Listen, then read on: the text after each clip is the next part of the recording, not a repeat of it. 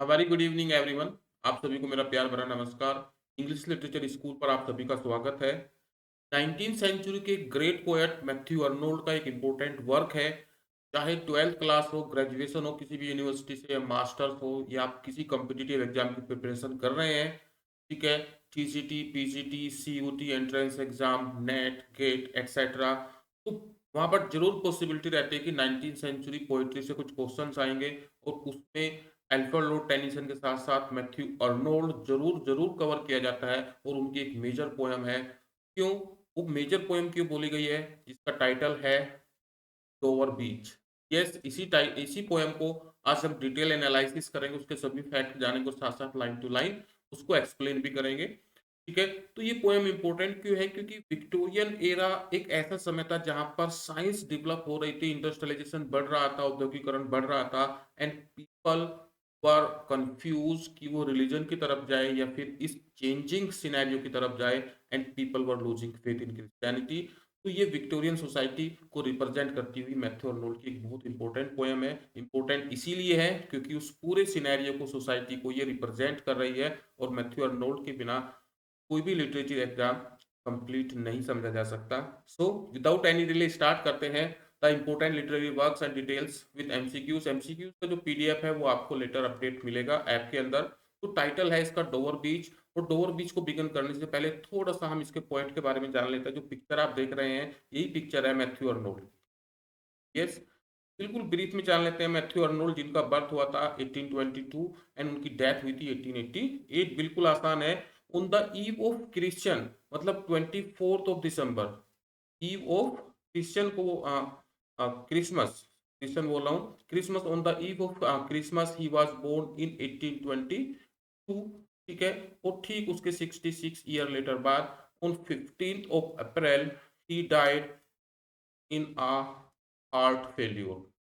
ठीक है, उनके फादर की डेथ भी हार्ट अटैक से हुई थी, और उनको भी हार्ट फेल्यूर हुआ था। लिवरपूल में वो ट्रेन पकड़ने की कोशिश कर रहे थे कहीं जाने के लिए, तो ही हैड टू रन, और due to that he cause heart failure. ठीक है, क्यों जाना जाता है इनको? Victorian poet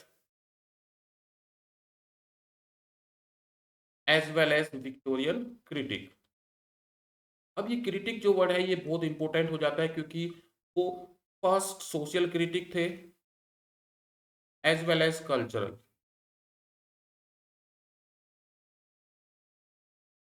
social and cultural critic थे, and among the first modern critic, first modern critic. ठीक है, इनको क्रिटिसिज्म में इन्होंने एक मेथड दिया था, that is known touch stone method.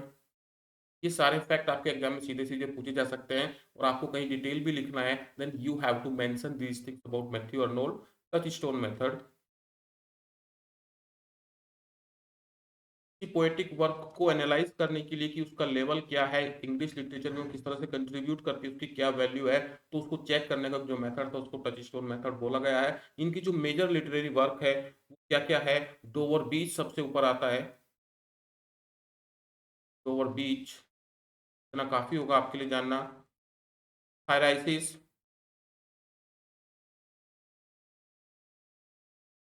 थायराइसिस, rugby chapel,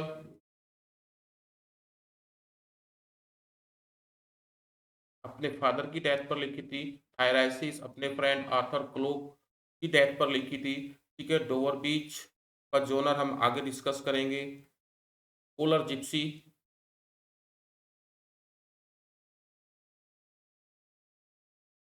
इनके कुछ मेजर वर्क है जो उनको इंग्लिश लिटरेचर में एटर्निटी इनको प्रोवाइड करते हैं, जानते हैं। तो इसके साथ हम अब अपने मेन टॉपिक पर आते हैं। डोवर बीच, इसका जो टाइटल है वो डोवर बीच है। ये कब कंपोज किया गया?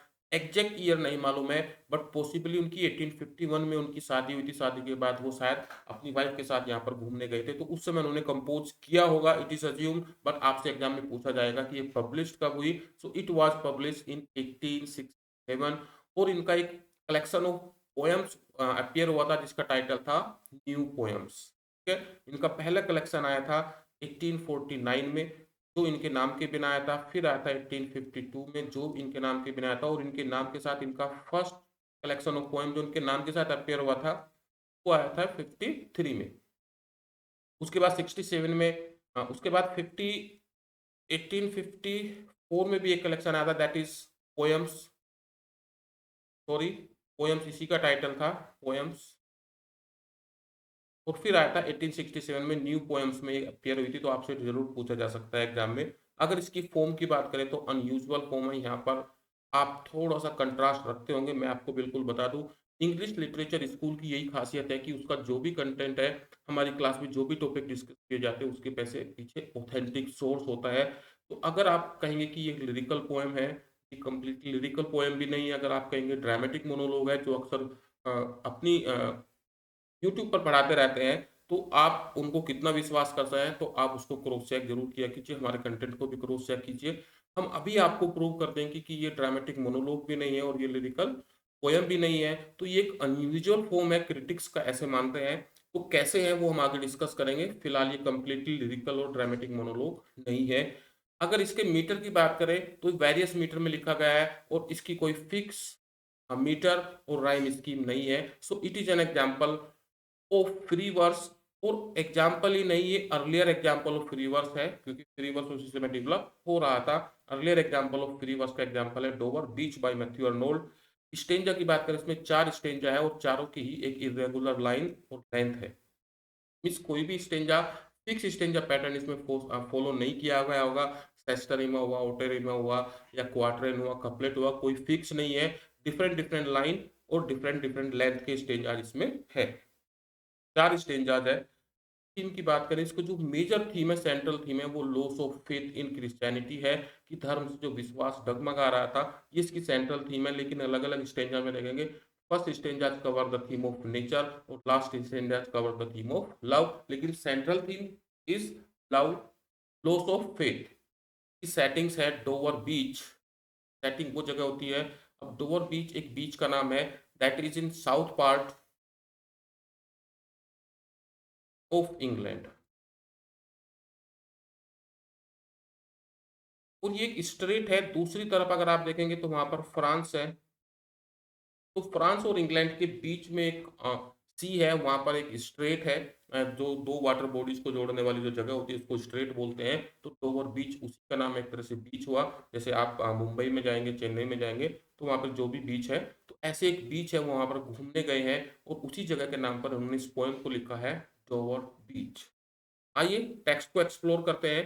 लेकिन पूरी पोएम को कितने आसानी से समझ सकते हैं, इस पिक्चर में 2 पॉइंट समझ लीजिए, दैट्स इट। एक पिक्चराइजेशन आपके माइंड में बन जाएगी, पूरी सारी चीज क्लियर हो जाएगी। जो मेन क्रक्स है पूरी पोएम का, वो यहाँ पर है। This is the sea of faith. Sea of faith, विश्वास से भरा हुआ समुद्र है। मतलब लोगों के मन में एक विश्वास है अपने धर्म के प्रति, अपनी जमीन के प्रति, अपने देश के प्रति, सब चीज के प्रति। They are full of faith. तो एक तरह से ये सी ऑफ फेथ है। और ये जो कंकर और देख रहे हैं आप, ये सब क्या है, ये एक मेलनकोली है, दुख है, ठीक है, माइजरी है उनकी लाइफ की, ठीक है। और जब फेथ जाता है तो जीवन में, मनुष्य की लाइफ में ये सब चीज रह जाती है।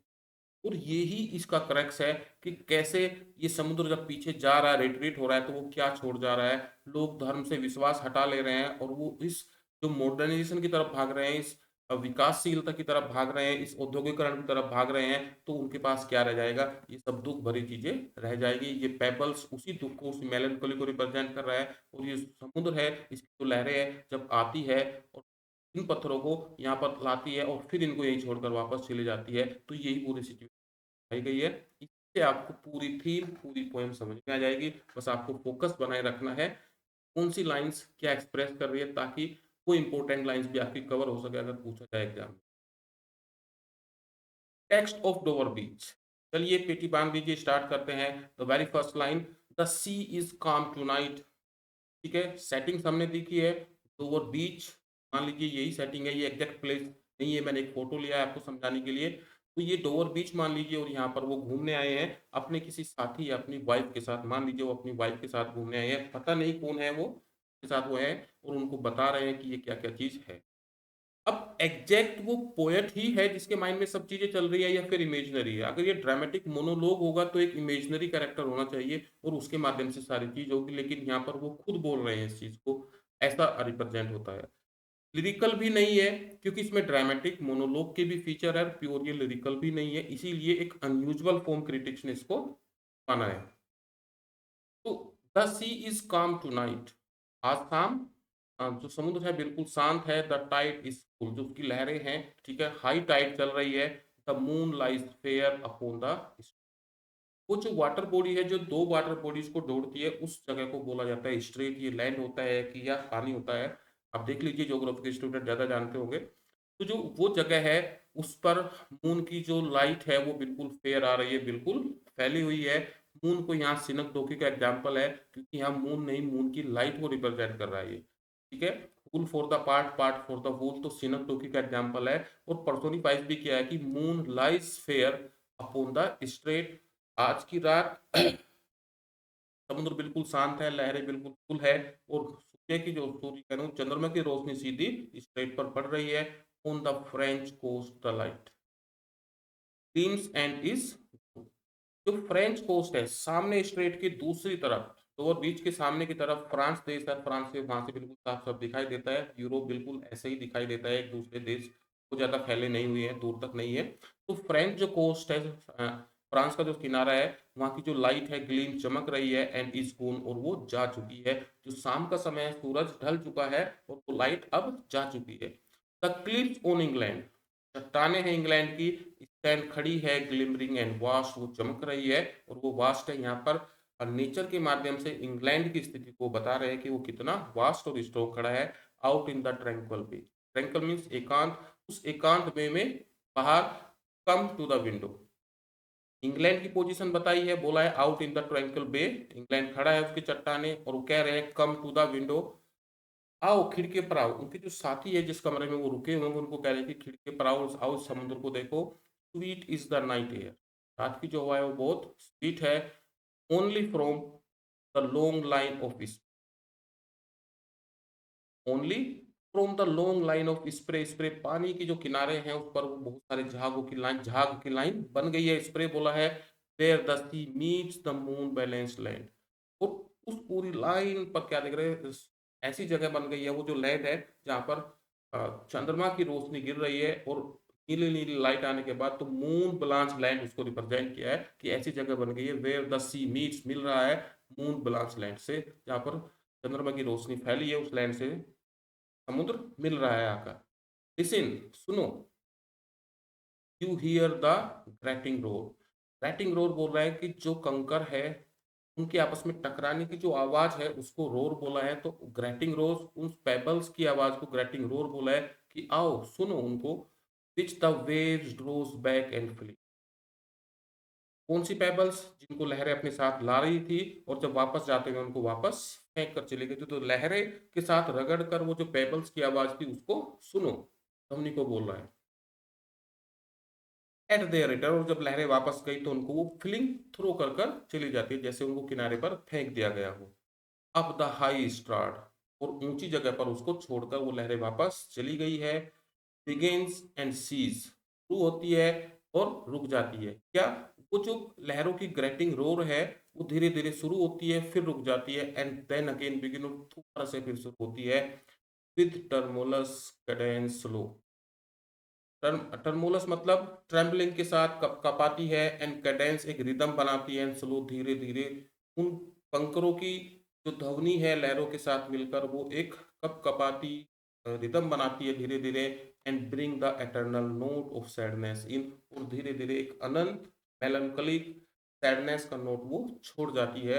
लहरें उनको वापस छोड़कर चली जाती है। तो लहरें को वापस जाने को क्या कह रहे हैं, लूजिंग ऑफ फेथ को सिंबलाइज कर रहा है, क्योंकि पूरी उस एज को रिप्रेजेंट कर रहा है। यही थी मैं, people were losing faith in Christianity, in religion, ठीक है। और लहर ऐसे ही उन कंकरों को छोड़कर जा रही है, eternal note of sadness in.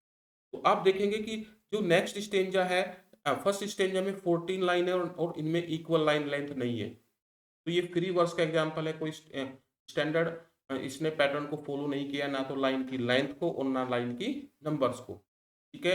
Pentameter में भी लिखी गई है और ट्राईमीटर में भी लिखी गई है आयाम्बिक के, तो note fix.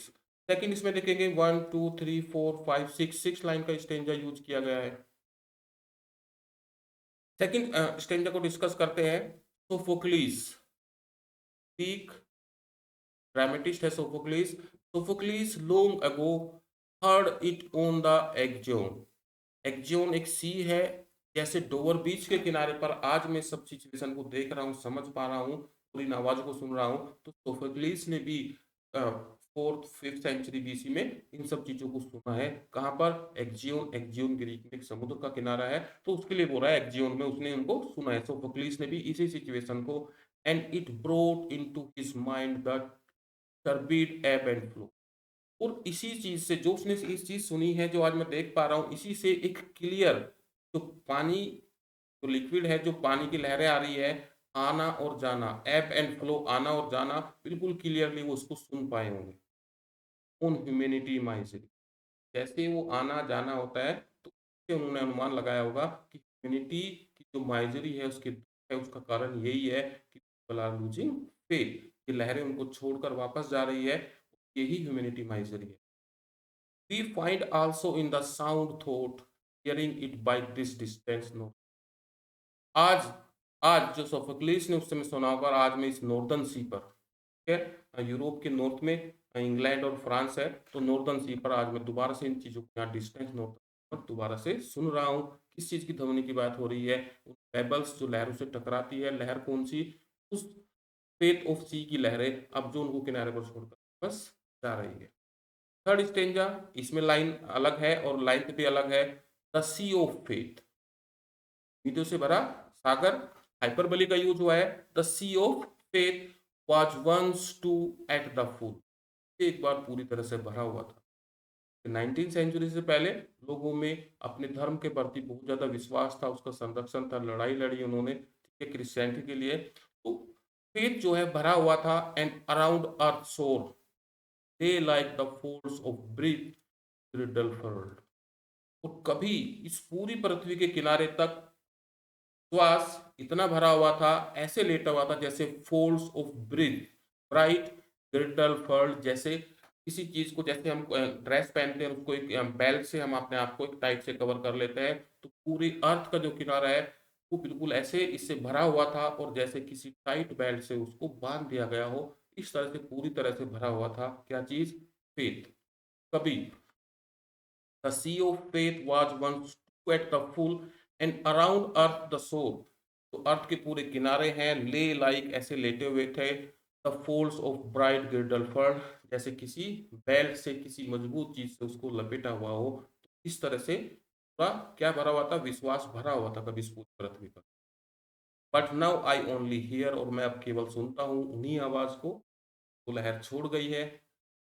It's melancholy long withdrawing roar, melancholy दुख और उससे भरी हुई है, लॉन्ग एंड विड्रॉइंग रोर, वापस जाती हुई, वो जो पेबल्स की आवाज है, रोर कह रहा है उसको, रिट्रीटिंग पीछे हट रही है, to the breath of night wind, रात की हवा पीछे जा रही है। ठीक ऐसे ही मैं उन लहरों को, उन आवाज को पीछे जाते हुए सुन रहा हूँ। Down the vast edge is very, vast किनारा है इसका, का जो वास्ट किनारा है, इस पर मैं उन लहरों को वापस जाते देख रहा हूँ, उनके वापस जाने की आवाज कंकरों, उन पथरीली पत्थरों और कंकरों में मैं सुन पा रहा हूँ। And the neck shingles of the world, और जब लहरें वापस जाती है, तो नेकड सिंगल्स मतलब वो पेबल्स है ऑफ द वर्ल्ड।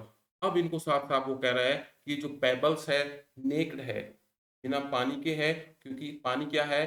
फेथ, उसका फेथ चला गया है, और दुनिया की अब नेक्ड रह गई है। गर्ल्स मतलब उन पेबल्स ये अकेली रह गई है, एक रह गई है और गर्म हो गई है, ठीक है, क्योंकि उसके पास विश्वास तो अब नहीं रहा। To the breath of that night wind down the vast edges, इन किनारों पर dreary and naked shingles of the world, वो अकेली रह जा रही है। माइजरीज, ह्यूमन माइजरी, उनके दुख। लास्ट स्टेंजा में वो अपने उस लव्ड वन को एड्रेस करता है, ah love, let us be true one another, ठीक है। ऐसा लगता है कि वो अपनी प्रेमिका के साथ वहां पर, अपनी वाइफ के साथ वहां पर है, लेकिन वन अनदर का यूज किया है, तो पूरी सोसाइटी को वो कह रहा है कि एक दूसरे के साथ वफादार रहे, फॉर द वर्ल्ड। अब ये जो संसार तुम्हें दिख रहा है यहाँ से फ्यूचर की तरफ, which seems to lie before us like a land of dream, तो हमें एक सपनों की जमीन जैसा लगता है संसार जो आपको सामने दिख रहा है, ठीक है, उससे पहले क्या था कि हमें एक दूसरे के प्रति वफादार रहना है, क्योंकि विश्वास लोगों का डगमगा रहा है, लोग बिना विश्वास के आगे बढ़ रहे हैं, और हमें एक दूसरे के साथ वफादार रहना है। और जो सामने भविष्य को इंडिकेट करते हुए कह रहा है कि जो तुम्हें लैंड दिख रही है फुल ऑफ ड्रीम्स, तो वेरियस में बहुत सारी वेराइटीज है, विविधता है, सो ब्यूटीफुल, सो न्यू। लेकिन यहाँ एक क्वेश्चन वो उन्हें बोलता है, हैथ रियली नीदर जॉय, लेकिन वास्तव में इसके पास कुछ भी नहीं है। दिखने में वो कैसी लग रही है, वेरियस, ब्यूटीफुल एंड न्यू लग रहा है पूरा संसार, लेकिन हैथ रियली नीदर, ना तो इसके पास जॉय है, नोर लव, नोर लाइट, उम्मीद को रिप्रेजेंट कर रहा है, नोर सर्टिट्यूड, ना ही विश्वास है, नोर पीस, ना शांति है, नोर हेल्प फॉर पेन, ना दुख में ही कोई मदद है। वास्तव में संसार में कुछ भी नहीं है। जो चीजें यहाँ मेंशन की है, दिखने में ये आपको नया और अच्छा लग रहा होगा। क्या 2024 में भी कुछ ऐसा नजर आ रहा है आपको society? And we are here as on a darkling plain, और हम यहाँ बिल्कुल ऐसे हैं जैसे डार्कलिंग प्लेन, जहाँ पर अंधकार छा रहा हो, सुरक्षित गया हो और अंधेरा होने वाला हो, ऐसे प्लेन पर हम खड़े हैं। अब प्रेजेंट सिनेरियो को बता रहा है, swept with confused alarms of struggle and fight, और एक दूसरे बह गए हैं ऐसी मिसकंसेप्शन में, अंधविश्वासों में, और भावनाएं खो जाने के बाद बह गए हैं, स्वैप विद कंफ्यूजन, दुविधा के साथ, अलार्म्स ऑफ स्ट्रगल, और जो स्ट्रगल लाइफ के उसमें हम सब बह गए हैं, वास्तविकता से ध्यान हट गया है, एंड फ्लाइट, और आगे बढ़ने की चाह में, वेयर इग्नोरेंट आर्मीज, हम सब ह्यूमन बींग्स क्या है, एक दूसरे के साथ लड़ रहे हैं, इग्नोरेंट है, वास्तविकता से ध्यान नहीं है, ये मेरी पार्टी है, ये मेरा धर्म है, ये मेरा स्टेट, मेरा देश है, इन सब चीजों में लड़े जा रहे हैं। इग्नोरेंट बोला है कि हमें कुछ भी वास्तविकता का पता नहीं है, लेकिन ultimately we are losing faith. तो where ignorant armies clashes by night, बस रात से लड़ रहे हैं, उस अंधकार से लड़ रहे हैं, लेकिन वास्तविकता से वो बहुत दूर है। एक बार देख लेते हैं, ah love let us be true to one another for the world which seems lie before us like a land of dreams. इस अच्छा दिखने वाले, सपनों की तरह अच्छा दिखने वाले जो संसार तुम्हारे सामने है, so various, so beautiful, so new है, लेकिन वास्तव में इसके पास कुछ, neither joy, nor love, nor light, nor credential certitude, मतलब विश्वास भी नहीं है, nor peace, nor help for pain, are we here as on a darkling plain, अंधकार में प्लेन पर खड़े हैं, स्वेप्ट विद कंफ्यूजन, और ध्यान से कंफ्यूजन से बह गए हैं, इतने आगे आ गए हैं, alarms of struggle and flight, where ignorant armies classes by. So this was the extract, not text of the poem Dover Beach. So we can conclude again, एक अनयूजुअल फॉर्म ऑफ स्टैंडा यहाँ पर use किया गया है। अगर ये dramatic monologue होता तो इसमें एक इमेजिनरी स्पीकर होता और एक साइलेंट ऑडियंस जरूर होती, लेकिन यहाँ ऐसा कोई स्पीकर मेंशन नहीं किया, पोएट खुद है। अगर पोएट खुद है तो ड्रामेटिक नहीं हो सकते। You can say it is a mix form, और मिक्स फॉर्म इंडिपेंडेंट कुछ भी नहीं है, इसलिए अनयूजुअल फॉर्म है। ये क्वेश्चन कभी भी आपसे नहीं पूछा जाएगा कि ये क्या है। हाँ, इसका जो मीटर है वो फ्री में है। PDF of MCQs for this exact poem will be uploaded to the app. Link description में है, इंग्लिश स्कूल की ऐप डाउनलोड कर लीजिए, MCQs का PDF आपको अवेलेबल हो जाएगा। Thank you everyone.